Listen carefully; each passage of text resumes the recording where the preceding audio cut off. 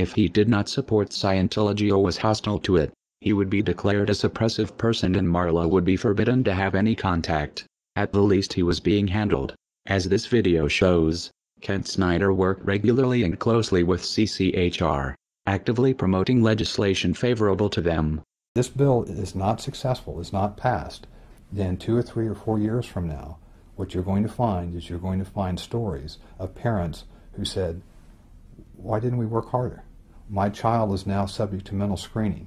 He's now subject to therapy. There's all sorts of coercive measures that are going on.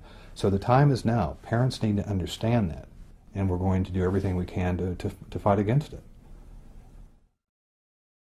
This is important because there is an attempt to rationalize Ron Paul's involvement with CCHR and founding member Dr. Zass as harmless. On the Ron Paul forums, when a supporter points out the Scientology connection, another member tries to spin Zass as a great libertarian who is not a Scientologist nor is sympathetic to Scientology. This is bullshit. CCHR is a branch of Scientology and SZAZS co-founded it. The Church of Scientology would never allow someone they did not control to have that much influence. The CCHR website was registered by Scientologist Amber Smayataki. Most of the board are Scientologists.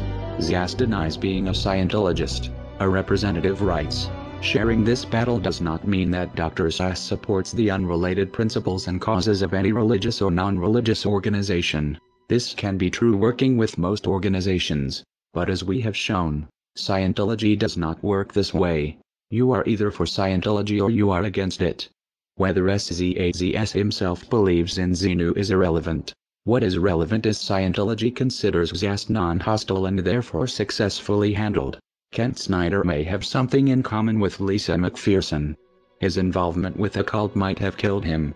Like Zass, Scientology believes in an extreme version of personal responsibility. That disease is a result of body thetans and it is the Scientologists' fault for not trying hard enough to clear them. If they did, goes the theory, they would be free of disease. Zass doesn't push body thetans, but he does promote a dangerous distorted idea of mental illness that has the same potential effect, discouraging people from getting help because according to him any problems they have are imaginary. The CCHR was created in 1969, founded by the Church of Scientology and by famous renegade psychiatrist Dr. Thomas Zass. From day one, most or many of the senior leadership of the CCHR have been Scientologists. And for Zass, and of course this has been taken on big time by Scientology, therefore mental illness is not real illness. It is possible Kent Snyder's untreated illness and death was a result of adopting the Scientologist beliefs that his illness was his fault or not real. It would explain why he had no health insurance. Many Scientologists don't. It seems Snyder sincerely believed in Ron Paul's libertarian rhetoric and equally trusted his Scientologist friends, though this ultimately was not in his best interest. A further question arises. How many of Scientology ideas are influencing Ron Paul's campaign for liberty through CCHR and Zass? The Scientology connection to Ron Paul has been noted in a handful of disingenuous threads on the Ron Paul forum. They are disingenuous because they ask questions a Google search can answer in seconds, yet few people link to these results. The threads are phishing members to see how much Paul supporters know about the connection, and when someone appears knowledgeable, the information is spun. In one of these threads, Scientologists in Clearwater are praised for organizing one of Ron Paul's events in 2007. The writer clearly doesn't understand the significance of saying Scientologists and former Scientologists are involved. It's possible he is confused or misinformed. It's also possible Scientologists are lying about no longer being in the church. It would be a glaring anomaly that, everywhere else former Scientologists are considered SPs to be shunned by current members, except for those working on the Ron Paul campaign. More likely Scientology finds it expedient to muddle the connection by having members involved avowed they are former Scientologists.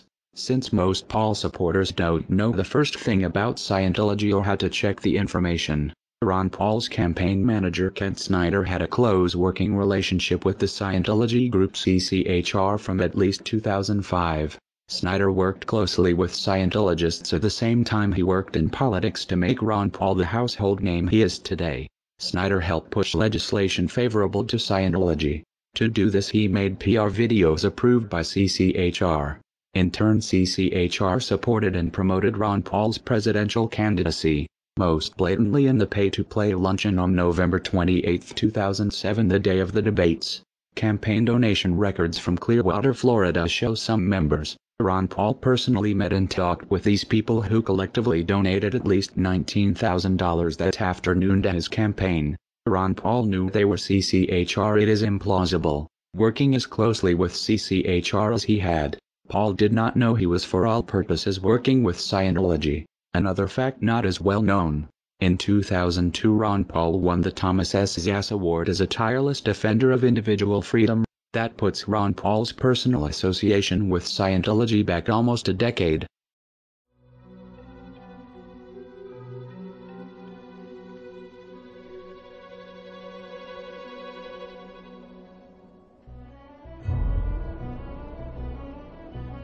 It stretches credibility that Snyder was unaware of the Lisa McPherson situation and other Scientology crimes and abuses.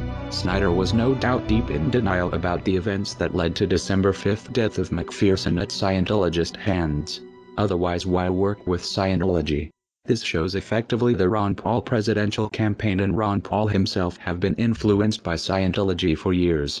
So it was no surprise in 2008. When approached with concerns about Scientology's tax-exempt status, Ron Paul was dismissive. His statement, "I understand your concerns about Scientology," implies Ron Paul was aware of the problems of the so-called church and the fact independent observers consider it a criminal cult. In spite of this understanding, he had no problem speaking with them and taking their money. He would also have known about the pre-Chainology protest against Scientology, since at least one in memory of Lisa McPherson was targeted at CCHR during their Industry of Death Museum opening, that Kent Snyder attended.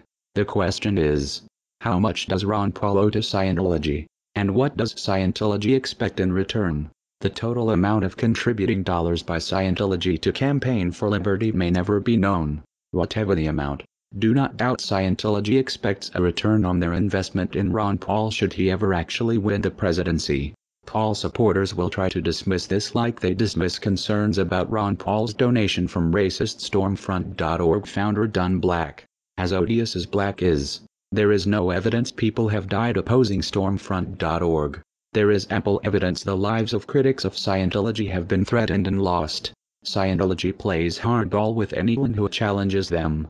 The same can be expected of anyone who tries to double-cross the cult. If Paul supporters find this hard to believe, they should familiarize themselves with Operation Snow White, where Scientology bullied the IRS for tax-exempt status. An organization that can strong-arm the IRS is not going to find a misguided Ross Perot wannabe hard to handle.